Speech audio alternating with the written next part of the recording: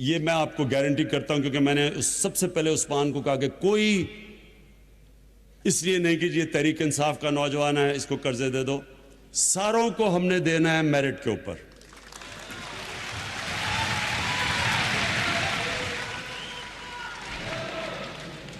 हम वैसे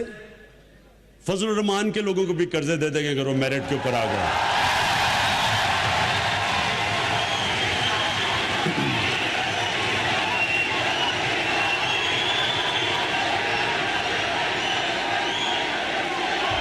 अच्छा,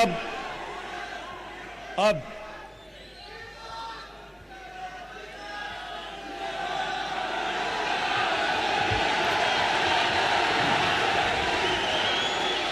मुझे पता है कि ये पहली असेंबली है जो डीजल के बगैर चल रही है।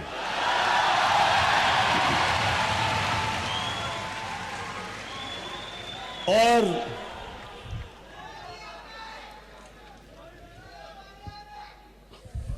मैं इसके ऊपर जब मैं अपनी टीम को बताया करता था, मैं टीम को, क्योंकि मेरी जब नए खिलाड़ी आते थे ना हमारी टीम में, तो मैं उनको बताता था कि जब हम हारते हैं ना,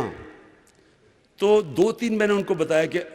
नंबर 1 तो अगले दिन के अखबार ना पढ़ो, क्योंकि एक तो आप ग्राउंड पे फेंटा लगाना है तो खा के आए हो, और अगले दिन अखबार में जरूर पढ़ना कि कितनी बुरी तरह आपको मार पड़ी थी, तो अखबार ना पढ़ा करो। दूसरी चीज कि कभी भी किसी शादी पे ना जाया करो, क्योंकि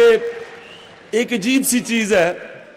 कि आपके रिश्तेदारों को ज्यादा खुशी होती है जब आपको फेंटा पड़ता है, इसलिए किसी शादी में ना जाया करो।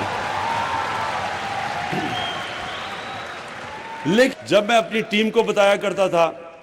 मैं टीम को, क्योंकि मेरी जब नए खिलाड़ी आते थे ना हमारी टीम में, तो मैं उनको बताता था कि जब हम हारते हैं ना, तो 2-3 मैंने उनको बताया कि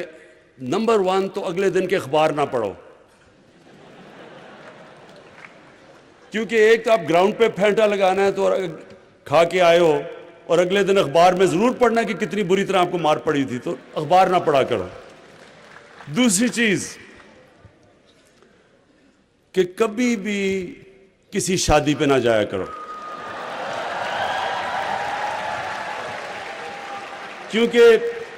एक अजीब सी चीज है कि आपके रिश्तेदारों को ज्यादा खुशी होती है जब आपको फेंटा पड़ता है, इसलिए